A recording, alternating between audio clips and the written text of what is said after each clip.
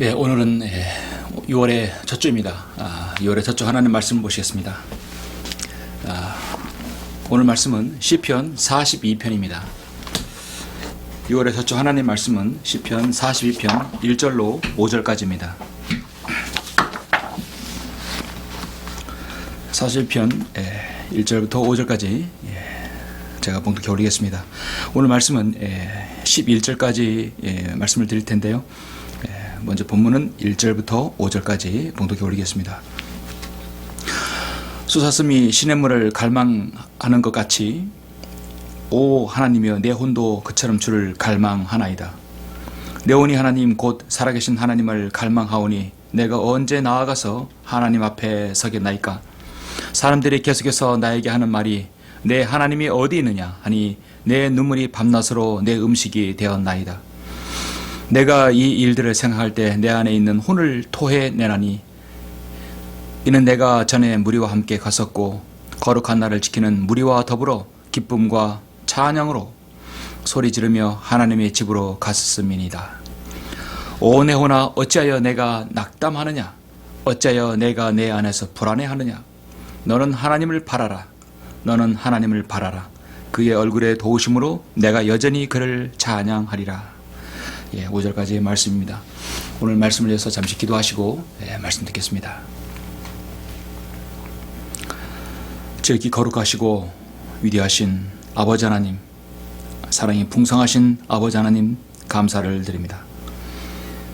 허물과 죄들 가운데 죽었으며 영원히 저기의 나락으로 떨어져 멸망할 수 없는 저희들을 주님의 귀한 보혈의 공로로 구원하여 주시고 주님의 귀한 자녀들로 삼아 주셔서 우리가 이 생애에 살 때 어려움과 고난과 또 낙담에 빠질 때 주님께서 우리의 위로가 되어주시고 힘이 되어주심을 감사를 드립니다.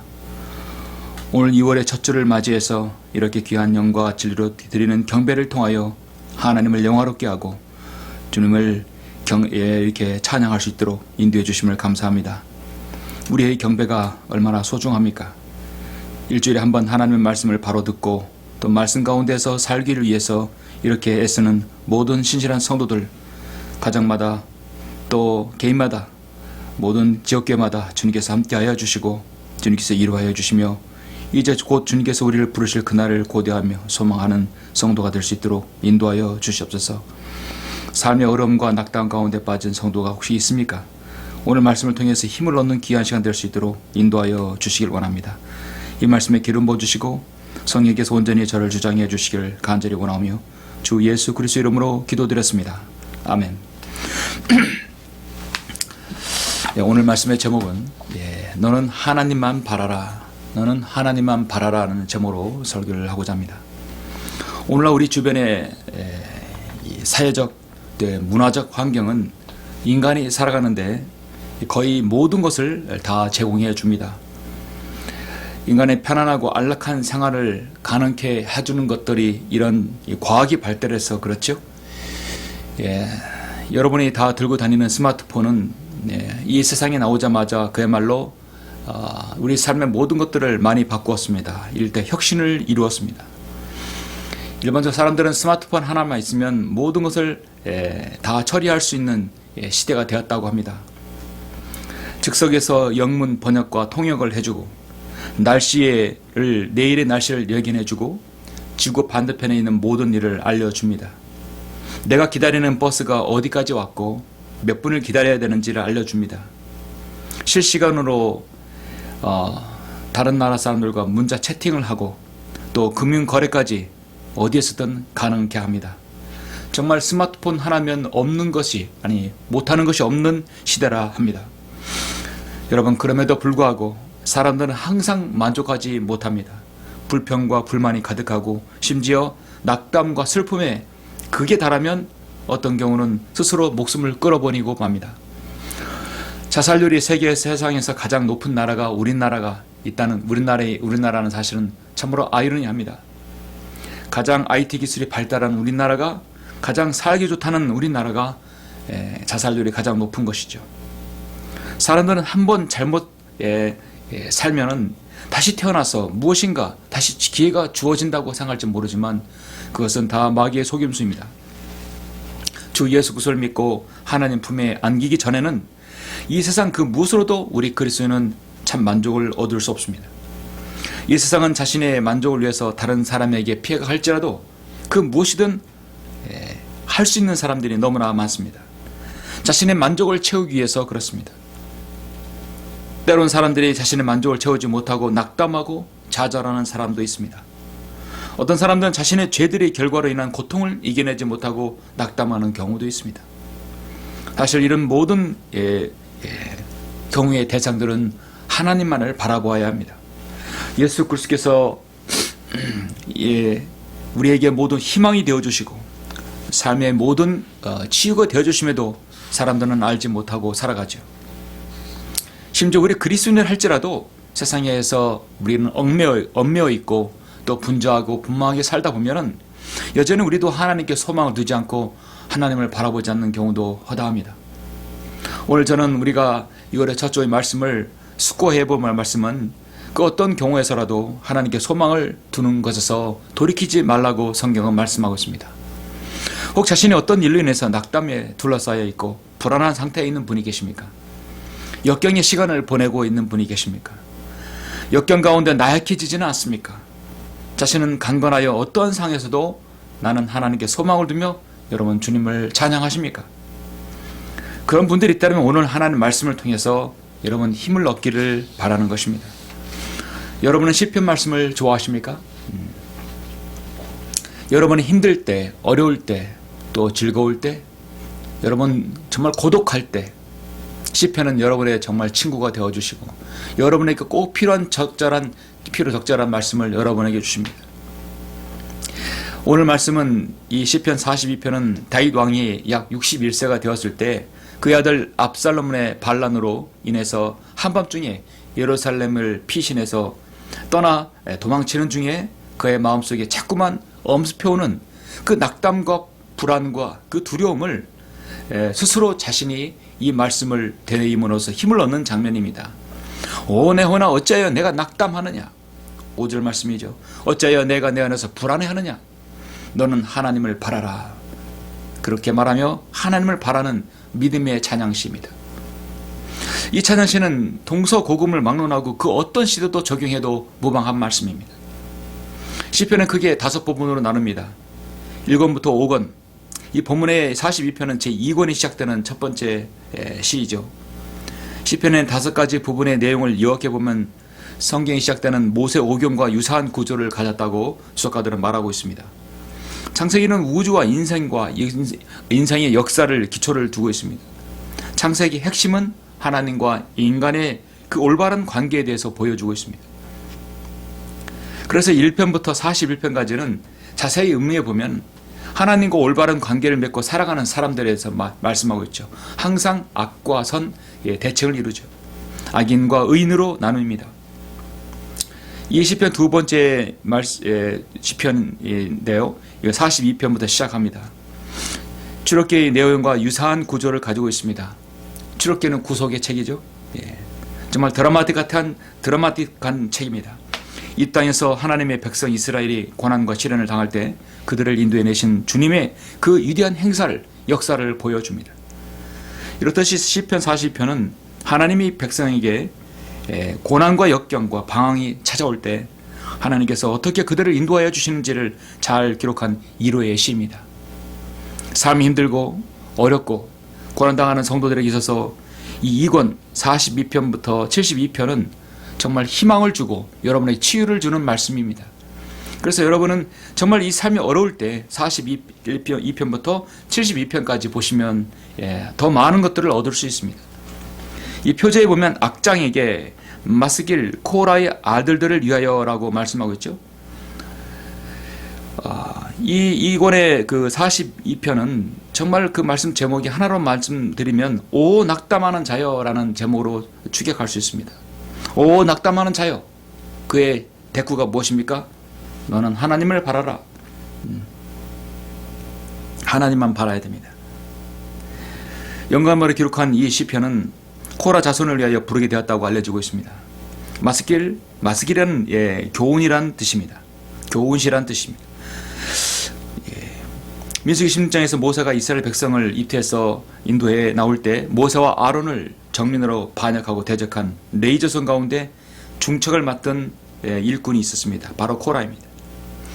본래 그들은 하나님 앞에 크게 쓰임받던 자손들입니다.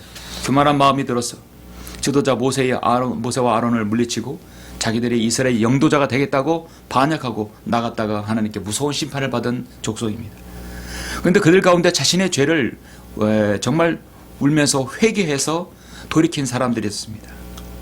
하나님께서 회개하는 백성은 절대로 멸망시키지 않습니다. 하나님께서 그들을 건져주셨습니다. 이때 살아남은 코라 자손들은 더욱더 하나님 앞에 신실함을 유지하고 하나님의 종인 모세와 아론을 잘 받들어서 그 후손들이 성전에서 마음을 다하여 찬양했습니다. 다윗이 명실공히 이스라엘을 사울 왕 이후에 다시 건국했을 때 다윗 밑에서 찬양대 지휘자로 이름을 올린 사람들은 역대기상 25장 1절에서 나오는데요. 또 다윗과 군대 대장들이 아삭과 헤만과 여두둔의 아들 중에서 성별하였다고 말씀하고 있습니다. 그들 중 이 헤만은 이 코라의 18대 손입니다. 헤만의 아들들은 성전 찬양대 중 지도자 반열이 있었습니다. 그래서 모세와 아론을 대적해서 멸족당할 그 위험에도 그들은 회개해서 돌이켜서 결국은 다윗이 건국 이후에 바로 이 헤만이라는 자손들을 낳았던 것입니다. 오늘의 이 시편 42편은 다윗의 생애에 가장 어두웠고 비참했던 시절을 다루고 있는 것입니다. 가장 힘들고 어려웠던 그 인생의 시절에 그가 외친 하나님에게 바친 그 시가 무엇입니까? 그의 신앙의 고백이 무엇입니까? 바로 5절입니다. 오 내 혼아 어찌하여 내가 낙담하느냐? 어찌하여 내가 내 안에서 우불어 불안해하느냐? 너는 하나님을 바라라. 그의 얼굴의 도우심으로 내가 여전히 그를 찬양하리라. 이 말씀이 얼마나 귀하냐면 이 말씀을 성경은 3번이나 계속 연달아 말씀하고 있습니다. 자, 미리 말씀드리면 11절에도 나오죠. 오 내 혼아 어찌하여 내가 낙담하느냐? 어찌하여 내가 내 안에서 불안해하느냐? 너는 하나님을 바라라. 내 얼굴을 감격케 하시는 분이요 나의 하나님이신 그분을 여전히 찬양하리라. 그리고 여러분 43편 5절에도 다시 나옵니다. 오 내 혼아 어찌하여 내가 낙담하느냐? 어찌하여 내가 내 안에서 불안해하느냐? 너는 하나님을 바라라. 내 얼굴을 감격케 하시는 분이요 내 하나님이신 그분을 내가 여전히 찬양하리라. 내가 낙담하고 힘들고 어렵다 하더라도 여전히 하나님을 찬양하겠다는 것입니다. 다윗이 이 시를 쓸 때의 배경은 다윗이 우리아의 아내 밧세바를 취한 죄로 하나님 앞에 징계를 당하죠. 그중 가장 큰 징계가 바로 아들 압살롬의 반역입니다. 물론 다윗의 첫째 밧세바의 첫째 아들은 죽었고 그 다음에 솔로몬이 태어났습니다. 다윗의 여러 아들 중에 이 압살롬이 있었어요. 그래서 다윗은 이제 철저하게 나단의 선자의 책망을 듣고 회개했습니다. 그러나 심은 대로 또 거두는 법, 심은 것은 거두어야 됩니다. 다윗에게 무서운 징계가 있었습니다. 셋째 아들 압살롬은 자신의 형이 자기 여동생을 욕보했다고 큰형을 죽이는 살인자가 되어 도망을 갑니다. 그렇게 다윗 왕이 가정에 큰 환난을 당하고 백성들 앞에 망신을 당하며 마음의 고통과 어려움은 형용할 수 없는 지경에 빠져듭니다. 형을 죽이고 도망갔던 셋째 아들 압살롬이 돌아왔습니다. 다윗은 그의 과거를 묻지 않고 용서해 주겠다고 합니다. 다윗의 낙해진 것을 틈타 그 용서한 아버지를 압살롬은 오히려 아버지를 죽이고 자기가 왕이 되려고 그 반역을 도모했습니다. 젊은 엘리트들을 자기 수하에 끌어들이고 백성들의 인신정책을 펴서 마음을 훔쳤습니다. 특히 다윗 왕의 오른팔에 껴린 아히도펠을 자신의 장군으로 군대 장군으로 임명해서 포섭을 했습니다. 그러다 어느 날 압살롬은 질풍같이 예루살렘을 향하여 쳐들어옵니다. 이 반란의 소식에 한밤중에 다윗은 그 소식을 접한 다윗은 신하와 함께 바로 예루살렘을 떠나게 되죠. 한밤중에 키드론 시냇가를 지나서 깊은 산속에 들어가 여장을 풀고 쿠타타의 진압을 기다립니다. 이런 상황에서 다윗은 바로 이 시를 기록한 것이죠. 지금 이 상황에서 다윗은 쫓김을 당할 때입니다. 자신의 아들에게 그것도 반역을 도모한 것에 대해서 지금 피신한 상황입니다. 그 얼마나 마음이 힘들고 어려웠겠습니까? 자신이 왕이 있을 때 아들이 쿠타타를 일으켜서 자기를 죽이려 하고 그 왕궁을 완전히 회파시켰을 때에는 다윗의 마음이 어떻겠습니까? 어떤 사람이라도 낙담하지 않을 수 없습니다. 어떤 사람이다 불안해하지 않을 수 없겠죠. 그러나 다윗은 스스로 오 내 혼아 어찌하여 내가 낙담하느냐, 어찌하여 내가 내 안에서 불안해하느냐 말하고 있습니다. 믿음의 사람들이라 할지라도 생활 속에 어려움이 있고 극심한 환난이 있고 어려움이 있다면 모든 사람, 저도 마찬가지입니다. 모든 사람은 때론 영적인 침체기가 있습니다. 모든 것이 하는 일이 제대로 되지 않을 때도 있습니다. 그럴 때 우리는 무엇입니까? 먼저 하나님 나라와 그분의 의를 구해야 합니다. 오늘 다윗은 성전을 잃어버리고 목숨의 경각을 알 수 없는 슬프고 위험한 상태에 놓여 있습니다.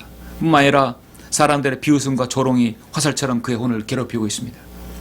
그러나 그는 영적으로 하나님을 사모하고 하나님만을 바라는 자신의 마음을 알리는 이 기록을 썼던 것입니다. 하나님을 향한 자신의 믿음이 외부의 상황에 따라 흔들림이 없어야 된다고 성경은 말씀합니다. 우리에게도 어려운 상황에도 다윗처럼 영적으로 하나님을 사모하는 마음이 있어야 합니다. 마음의 문을 확 열고 기도하고 하고픈 마음과 가슴속에서 뜨겁게 우러나오는 찬양을 드리고 싶은 그 거룩한 열망을 우리가 가져야 되는 것이죠. 오늘 시편 42편은 영적인 침체의 늪에서 빠져나오기 위해 몸부림치는 다윗의 모습과 그의 생애의 역사 가운데 하나님께서 그를 구출하시는 모습을 볼 수 있습니다. 그럴 때마다 다윗은 너는 하나님을 바라라. 그래서 저는 오늘 제목을 하나님만 바라라 하겠습니다. 본문 1절 2절 다시 한번 보시면 솟았으면 시냇물을 갈망하는 것 같이 오 하나님이여 내 혼도 그처럼 주를 갈망하나이다. 내 혼이 하나님 곧 살아계신 하나님을 갈망하오니 내가 언제 나아가서 하나님 앞에 서겠나이까. 어떤 설교자는 인간은 일명 안드로포스라고 합니다. 인간은 위를 쳐다볼 수 없는 존재라는 것입니다. 인간은 땅에 발을 디디고 있지만 땅만 바라보고 땅만 생각하는 존재가 아닙니다. 인간은 오직 하늘을 바라보고 있습니다. 여러분은 고개를 들어서 하늘을 쳐다볼 수 있고 천장을 쳐다볼 수 있습니다. 아무리 어려워도 우리는 하늘을 볼 수 있습니다. 사방이 나에게 적이 둘러싸도 여러분은 하늘을 볼 수 있습니다. 사방이 막히면 위를 볼 수 있는 것이 인간입니다. 그런데 여러분 어떻습니까? 동물 중에 돼지는 목의 구조가 절대로 하늘을 쳐다볼 수 없는 구조입니다. 등과 목이 하나로 이렇게 굽어 있기 때문에 절대로 정면 내지는 위를 쳐다볼 수 없습니다. 돼지가 보는 것은 오직 땅만, 흙만 바라보게 되어 있습니다. 그래서 그렇게 땅을 파는 것입니다. 모든 인간에게는 세상에서 어떤 만족감이 있어도 또다시 목마름이 있게 되어 있습니다. 영적인 해갈함이 없고 영적인 갈급함 끊임없이 있는 것이죠. 예수 그리스도 안에서 참 만족과 기쁨이 없다면 그 세상 어떤 것이도 소금물을 들이키는 것 같습니다. 마셔도 다시 목마른 것이 바로 인간의 삶입니다. 그러나 오늘 말씀에서 솟았음이 시냇물을 갈망하는 것 같이 오 하나님이여 내 혼도 그처럼 주를 갈망하나이다. 그 갈망하고 바라는 것이 무엇입니까? 바로 인간입니다. 바로 하나님을 찾는 사람들입니다. 지금 왕좌에서 쫓겨날 것에 대해서 미련을 두고 후회하며 뒤를 돌아오며 예루살렘을 바라보며 저기는 나의 궁전인데 아쉬움을 토로하며 지금 다윗은 그렇게 외치지 않았습니다. 어떤 왕궁에 대한 아쉬움이 없는 것입니다. 다윗은 목마른 사슴이 시냇물을 찾기에 갈급한 같이 내가 하나님을 찾기에 갈급해나이다. 어떤 상황에서는 나는 하나님을 바라겠다 하고 다윗은 그렇게 말하는 것입니다. 하나님을 바라는 것은 하나님을 갈망하는 것이죠. 하나님을 바라는 것은 그 어떤 난관이 있을지라도 주님만이 그 나의 모든 해결자라시는 사실을 시인하는 것입니다. 이 시대에 성경을 믿는 그리스도인, 진정으로 우리가 슬퍼해야 할 것 중 하나는 우리가 하나님을 믿는다 하면서 하나님을 갈망함이 사라진다는 것입니다. 우리가 하나님을 믿는다면서 하나님을 바라보지 않는다는 것입니다. 오늘 다윗은 목마른 사슴이 물을 구하듯이 나도 하나님을 구하고 하나님을 바란다는 거 말씀하고 있습니다. 본문에서 자세히 보면 여러 가지 상황에서 너는 하나님을 바라라고 하는 것입니다. 저는 여기 오늘 본문을 통해서 우리가 하나님을 바라봐야 할 이유 3가지에 대해서 말씀을 드리고자 합니다. 우리가 하나님만 바라봐야 할 이유는 무엇입니까? 첫 번째, 세상은 늘 우리가 낙담과 불안을 불안케 하기 위한 조장케 하는 것입니다. 첫 번째는 세상은 늘 우리가 낙담하게 하고 불안하게 하는 모든 조장하는 것들이 가득 차 있습니다. 그렇기 때문에 우리는 하나님을 바라보아야 합니다. 3절부터 5절 계속해서 보시면 사람들이 계속해서 나에게 하는 말이 내 하나님이 어디 있느냐 하니 내 눈물이 밤낮으로 내 음식이 되었나이다.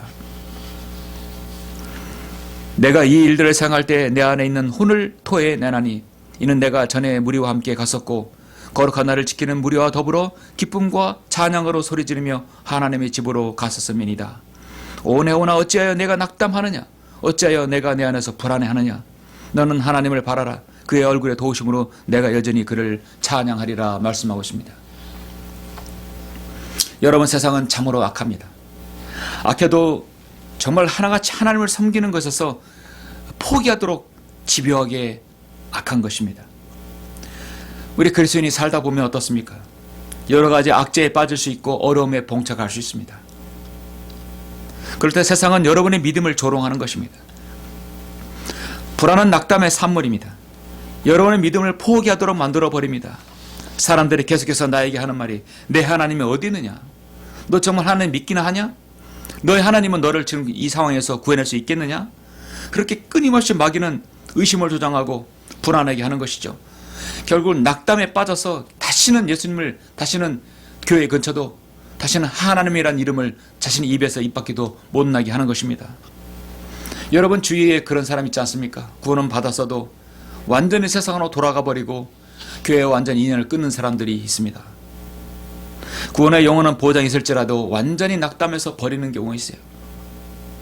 다윗은 지금 자기가 천대받은 것과 상관하지는 않지만 하나님의 이름을 조롱하는 원수들 때문에 속이 상해서 눈물을 흘리고 있습니다. 내 눈물은 배고파서 흘리는 눈물보다도 고통의 눈물이 아니라 정말 한층 높은 그 고뇌의 눈물인 것입니다. 예수 그리스도께서 저와 여러분을 위해서 십자가의 구속을 이루실 때 하나님이 어찌하여 나를 버리셨나이까 절규하고 있을 때 십자가 아래 있던 무리들이 가만두어라 엘리야가 와서 저를 구원하나 보자라고 조롱했습니다. 온 인류를 구속하신 주님의 그 사랑과 주님의 그 고뇌의 고통을 인간은 가만두지 않습니다. 가만두어라 엘리야가 와서 저를 구원하나 보자. 사람들이 계속해서 나에게 하는 말이 내 하나님이 어디 있느냐? 당신이 정말 하나님이라면 십자가에 내려오보라 했습니다. 여러분 우리 예수 그리스도를 믿는 사람들이 어려움에 처하면 세상 사람들은 늘 그래 내가 믿는 하나님이 어디 어떻게 하나 보자. 사람들은 여러분의 그 믿음이 어떤 믿음인지를 늘 거기서 부추기는 것입니다. 여기서 우리의 육신적인 행동이 나와서는 여러분 100% 지는 것입니다. 세상은 여러분의 말과 행동에 대해 신경 쓰는 것 않지만요. 여러분의 모든 일거수일투족을 다 보는 것입니다. 그리고 거기에서 결국은 우리가 믿는 하나님 예수 그리스도의 이름을 깎아내리는 것이죠. 바로 나의 말과 나의 언행을 통해서 깎아내리는 것입니다. 그럴 때마다 여러분의 고백이 무엇입니까? 오네오나 어찌하여 내가 낙담하느냐? 어찌하여 내가 내 안에서 불안해하느냐? 너는 하나님을 바라라. 그의 도우심이 얼굴의 도우심으로 내가 여전히 그를 찬양하리라. 그래도 나는 주님을 찬양하겠다. 다윗과 같은 훌륭한 믿음의 생애에도 어둡고 슬픈 시간이 있었습니다. 하물며 우리는 오죽하겠습니까? 한 사람 다윗의 체험이 아니라 이는 모든 그리스도인 지금 마지막 시대 주님을 믿는 성도들의 마음인 것입니다. 동일한 체험입니다. 여러분 사람이 무엇을 잃어버린다는 것은 슬픈 일이요 마음이 상하는 일입니다. 물질을 잃고 건강을 잃고 가족을 잃고 직장을 잃고 자식을 잃고 부모를 잃고 낙담하는 경우가 얼마나 많습니까? 무엇을 잃게 만드는 것은 그 사람으로 하여금 낭망하고 불안을 조장해야 한다고 할 수 있으나 한편으로는 하나님께서 새로운 것을 주시기 위함입니다. 우리 그리스도인은 우연이 없습니다. 어떤 일이든 무슨 사고든 하나님의 사인이 있음을 알아야 되는 것이죠. 그럴 때마다 세상은 여러분의 믿음을 나약하게 하고 넘어지게 하는 것입니다. 너는 하나님을 바라라. 우리가 하나님을 바라봐야 할 두 번째 이유는 역경의 날에 나약하지 않아야 하기 때문입니다. 역경의 날에 나약해지지 않아야 하기 때문입니다. 첫 번째는 세상이 늘 내 믿음을 파괴하고 내 믿음을 깎아내리기 위함이죠. 6절부터 9절 계속해서 보시면 오 나의 하나님이여 내 혼이 내 안에서 낙담하나이다. 그러므로 내가 요단 땅과 헤르몬인들의 땅과 미살산으로부터 주를 기억하리이다. 주의 폭포 소리의 기쁨을 부르며 주의 모든 파도와 물결이 나를 뒤덮나이다. 낮에는 주께서 그의 자애를 베푸실 것이요 밤에는 그의 노래가 나와 함께 있으리니 내 노래가 내 생명이 하나님께 드려지리로다. 내가 나의 반석이신 하나님께 말씀드리기를 어찌하여 주께서 나를 잊으셨나이까? 어찌하여 내가 원수의 압제로 인하여 슬퍼하며 다녀야 하나이까 하리라. 다윗의 기도가 간절하죠. 어찌하여 주께서는 나를 잊으셨나이까? 어찌하여 내가 원수의 압제로 인하여 슬퍼하며 다녀야 하나이까? 내가 하나님을 바라봐야 할 이유는 역경이 내가 나약해지지 않아야 되기 때문입니다.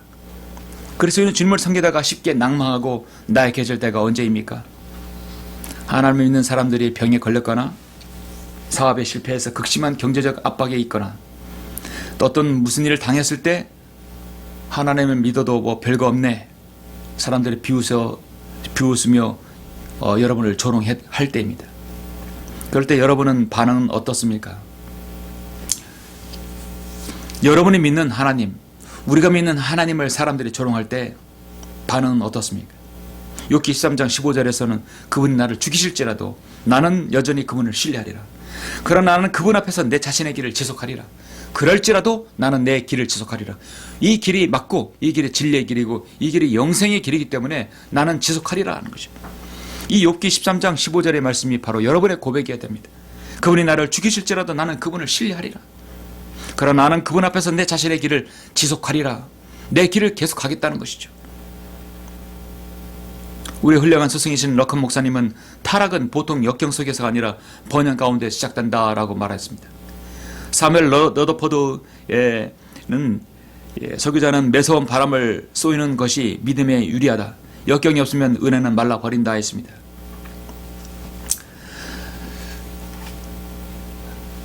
미국의 선교사 데이비드 브레이너드는 인디언들에게 가서 자신의 생애를 드렸죠. 그는 그의 일기장에서 내가 어디서 어떻게 살고 있는지 그리고 어떠한 역경을 겪고 있는지 나는 전혀 개의치 않습니다.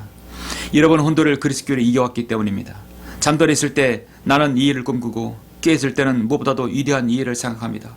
나의 유일한 열망은 오직 이방인들이 회심하는 것이며 내가 소망하는 것은 오직 하나님의 앞에 거하는 것입니다.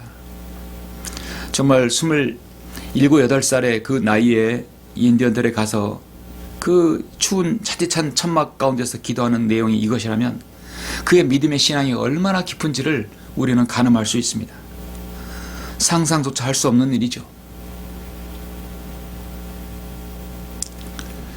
그리스도인에게는 역경이 반드시 있어야 되고 그건 고통이라 할지라도 하나님과 깊이 교제하는 시간이라는 것입니다. 그렇습니다. 고난과 역경에도 결론은 너는 하나님을 바라라. 역경이 있으면 그것을 오히려 너의 신앙의 경력으로 보라는 것입니다. 역경은 바꿔 말아서 경력이라는 것이죠. 고통과 절망 중에도 불안해하지 말고 하나님을 바라고 외치는 다윗의 찬양 속에서 우리는 모든 문제 해결 방법이 근본적으로 하나님께 있음을 다시 한번 발견하게 되는 것입니다. 지금 역경의 시절을 보내고 있다고 보십니까? 그렇다면 이 모든 것들을 극복하신 예수 그리스도 안에 사는 것임을 다시 한번 여러분 명심하십시오. 더욱더 신실하게 주님을 섬겨야 되고 주님을 섬기는 것에서 여러분 지속해야 합니다. 절대로 떠나지 말아야 합니다. 다윗은 지금 자신에게 엄습해오는 모든 염려와 근심과 걱정과 불안과 초조를 다 내어버리고 있습니다.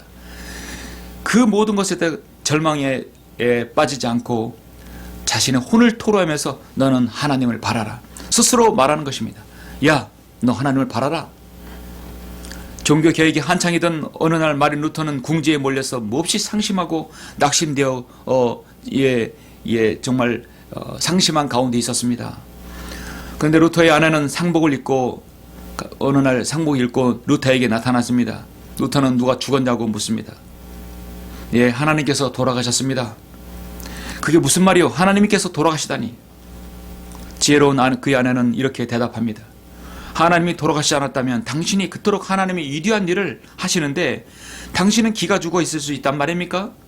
당신이 낙심하고 무기력한 것을 보니까 하나님은 분명히 돌아가신 것이 틀림없습니다.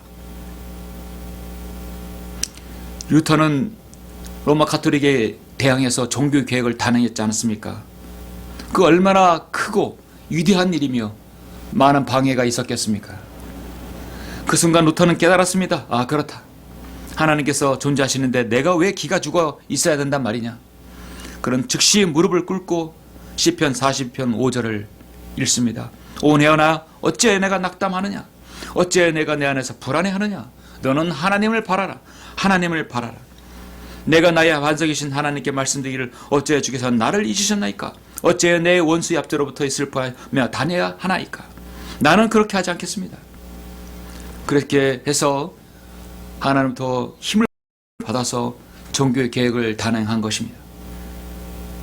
지금 우리도 현재 자신의 처지와 여러분 환경을 보면 캄캄하고 어두운 경우도 있습니다. 그러나 우리는 그 환경을 바꿔주시는 하나님만 바라봐야 되겠습니다. 잠시 여러분 시편 62편을 잠깐 보시죠. 네, 62편 1절부터 5절 보시면 진실로 내 혼이 하나님을 기다리니 나의 구원이 그에게서 오는도다. 오직 주만이 나의 반석이시요 나의 구원이시며 나의 요새시니 내가 크게 유동치 아니하리이다. 언제까지 너희가 사람에게 해를 끼치려고 생각하느냐. 너희 모두가 죽임을 당하리니 너희가 기울어지는 담장과 흔들리는 울타리같이 되리라. 그들은 그의 높은 지위에서 그를 내던지려고 의논할 뿐이며 거짓을 기뻐하는도다. 그들이 입으로는 축복하나 속으로는 저주하는도다. 셀라. 네오나 너는 하나님을 기다리라. 나의 기대가 주로부터 그로부터 오는도다 라고 말씀하고 있습니다. 주님께서는 여러분이 세상의 어려움과 환난 가운데서 낙담하기를 원하지 않는 것이죠. 너는 하나님을 바라라.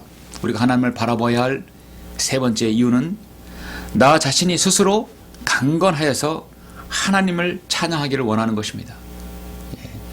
스스로 강건해지기를 바라는 것입니다. 하나님을 바라보지 않으면 강건해지지 못한다는 것이죠. 여러분 식물이 이렇게 실내에서 자라는 식물도 있지만 보통 식물은 어떻습니까? 햇빛을 받아야 됩니다. 해를 바라봐야 됩니다. 햇빛을 받아야 되는 것이죠. 그리스도인이 낙담하고 어려울 때 힘들수있을록 주님을 바라봐야 에너지를 받을 수 있는 것이죠. 성경 10절 11절에서 이렇게 말씀합니다. 칼로 내 뼈를 찌른같이 내 원수들이 나를 비방하며 그들이 날마다 내게 말하기를 네 하나님이 어디 있느냐 하는도다. 네오나 어찌하여 내가 낙담하느냐. 어찌하여 내가 내 안에서 불안하느냐. 너는 하나님을 바라라. 내 얼굴을 강하게 하시는 분이요 나의 하나님이신 그분을 내가 여전히 찬양하리라 말씀하고 있습니다. 그리스도인은 스스로 자색 능력이 있는 사람입니다. 자색 능력. 저는 참 중요하다고 봅니다. 매우 중요한 용어입니다. 자색 능력. 손을 다치거나 칼에 베이거나 그랬을 때 상처는 스스로 저절로 아물게 되죠. 시간이 흐르면 살이 붙게 되어 있습니다. 의학적인 치료를 받으면 더 빨리 나올 수도 있는 것입니다. 그러나 인간의 몸은 자색 능력이 있어요. 여러분의 거듭난 여러분의 영적인 몸도 자색 능력이 있어야 됩니다. 여러분의 정신, 여러분의 멘탈도 자색 능력이 있습니다. 스스로 내가 치유할 수 있고 스스로 그걸 힘을 낼 수 있는 능력을 하나님께 주신 것이에요. 그러나 여러분 영적인 것은 하나님 안에서만이 그게 가능합니다. 그리스도인은 그래서 그리스도 안에서 자생하는 능력을 계속 길러야 되는 것입니다. 우리가 몸의 상처가 베어지고 뼈가 부러져도 시간 흐르면 재생이 되듯이 여러분의 영적인 몸도 항상 자생 능력을 길러야 됩니다. 상처를 받으면 다시 새살이 아물게 되어야 되는 것이죠. 어려운 시련과 역경이 있다 할지라도 스스로 힘을 얻는 것이 바로 그리스도인입니다. 그래서 고린도후서 13장 5절에서 사도 바울은 말합니다. 너희가 믿음 안에 있는지 너희 자신을 시험하고 스스로 입증하라. 예수 그리스도께서 너희 안에 계신 것을 스스로 알지 못하느냐. 그렇지 못하면 너희는 버림받은 자들이라 말씀하고 있습니다. 이 버림받은 것은요, 그 사람이 지옥에 가는 거, 군복 받아서 지옥에 가는 거, 그것이 아닙니다. 하나님께서 더 이상 쓰지 않는다는 것입니다. 빌보서 4장 11절에서 내가 궁핍함으로 말하는 것이 아니니 이는 내가 어떤 처지에서도 스스로 만족하는 법을 배웠기 때문이라 했습니다. 스스로 만족하는 법을 배운다. 너희가 믿음 안에 이제 너희 자신을 스스로 입증하라. 시험하고 입증하라. 스스로란 말이 참 중요한 것 같아요. 그리스도인에 있어서 기도는 반드시 응답을 가져옵니다. 캄캄한 감옥 속에 들어 있다 할지라도 좌절도 낙담도 원망도 하지 않고 하나님 앞에 감사하고 찬송하고 하나님을 바라보면 언젠가 기도 응답이 이루어집니다. 결국 최후의 찬양으로 하나님께 영광을 돌리는 사람이 진정한 승리자가 되는 것입니다. 바람이 부느냐 불지 않느냐가 중요한 것이 아닙니다. 고통 가운데 있느냐 없느냐가 중요한 것이 아닙니다. 내가 어떻게 대응해서 마지막으로 하나님을 찬양하느냐가 중요한 것이죠. 결국 하나님을 바라보는 자만이 그렇게 할 수 있습니다. 엘리자베스 여왕의 민정 시찰 중에 어느 한 과부의 집을 찾아간 일이 있었습니다. 그 과부는 예수님을 잘 믿었고 하나님을 잘 섬긴다는 소문이 난 집이었습니다. 여왕은 그녀의 믿음이 어느 정도인지를 알고 싶었습니다. 영국 여왕이 과부에게 물었습니다. 당신 집에 여태까지 온 사람 중에 제일 높은 사람은 누구였습니까? 영국 여왕은 자신이 생각하기를 당연히 예수님이라고 생각했고 그 대답이 나올 줄 알았습니다. 그런데 이 과부의 대답은 의외였습니다. 여왕님이 우리 집에 방문한 손님 중에 제일 높으신 분입니다. 여왕은 말합니다.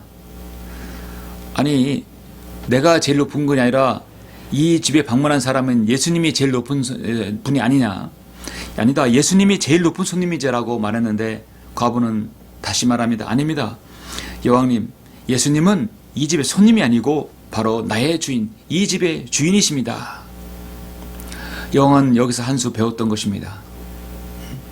여러분, 예수님은 여러분의 손님, 여러분의 가정의 손님이 아니라 여러분의 주인이 되는 것이죠. 여러분의 주인이 되어야 모든 면에서 여러분의 해결을 받을 수 있습니다. 사랑하는 성도 여러분, 말씀을 읽겠습니다. 우리 인간의 삶에 만에 고통이 없다면 우리의 삶은 끊임없이 생명 가운데 이 생명의 위험이 여러분을 도사리고 여러분을 엄습할 것입니다. 수많은 질병에 사람들은 고통에 시달리고 있습니다. 여러분, 고통이 있다는 것은 무엇입니까? 살아있다는 증거입니다.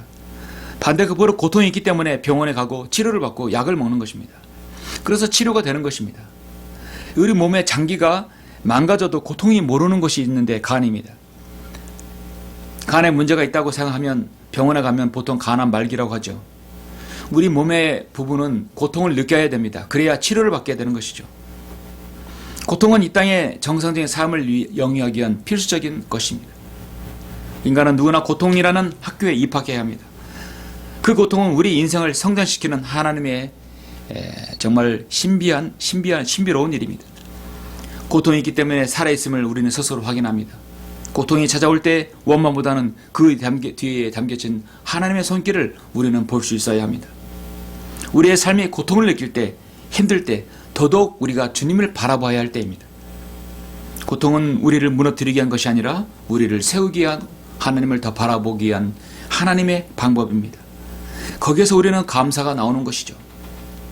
그래서 우리는 감사한다는 것만큼 믿는 것밖에 큰 것이 없습니다. 여러분의 어떤 일이 닥쳤을 때 이 일이 왜 나에게 일어나는 것인가? 이것은 하나님께서 나에게 무엇을 요구하시는 것인가? 그 어떠한 일에서 너는 하나님을 바라라는 것에 대해서 우리는 소홀하지 말아야 됩니다.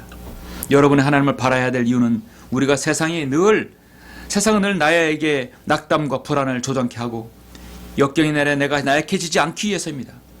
나 자신 하나님께 스스로 강건해져서 하나님을 찬양케 하기 위해서 나는 하나님을 바라라 보아야 합니다. 베드로전서 1장 13절에서 그러므로 너희는 생각의 허리를 동이고 정신을 차려 예수 그리스도께서 나타나실 때 너에게 가져올 은혜를 끝까지 바라라고 말씀하고 있습니다. 하나님을 바라보면 기다릴 줄 아는 성도가 되어야 됩니다. 그러므로 성도는 깨어 있어야 됩니다. 지금은 교회 시대의 가장 어두운 때입니다.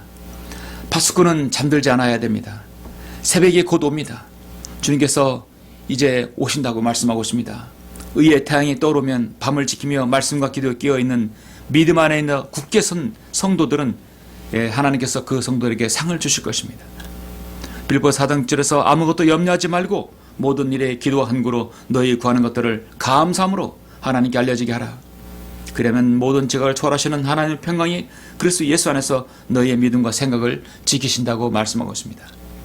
그 어느 때라도 여러분의 믿음 나약해지지 아니하고 어떤 환경 어려움이 있다 하더라도 여러분 본 말씀처럼 너는 하나님을 바라라. 그 말씀에 우리는 순종해야 합니다. 제가 42편 5절 말씀을 읽고 설교를 마치겠습니다. 오 네오나 어찌하여 내가 낙담하느냐, 어찌하여 내가 내 안에서 불안해하느냐. 너는 하나님을 바라라. 그의 얼굴의 도우심으로 내가 여전히 그를 찬양하리라. 다 같이 기도하시겠습니다. 위대하신 아버지 하나님, 감사를 드립니다. 저희들에게 이렇게 귀한 하나님 말씀의 은혜를 펼쳐주셔서 우리가 낙담하고 어려울 때마다 주님을 더욱더 바라보게 해주시고 그럴 때마다 저희들에게 새 힘을 주시고 용기를 주시며 또 치유를 주심을 감사를 드립니다.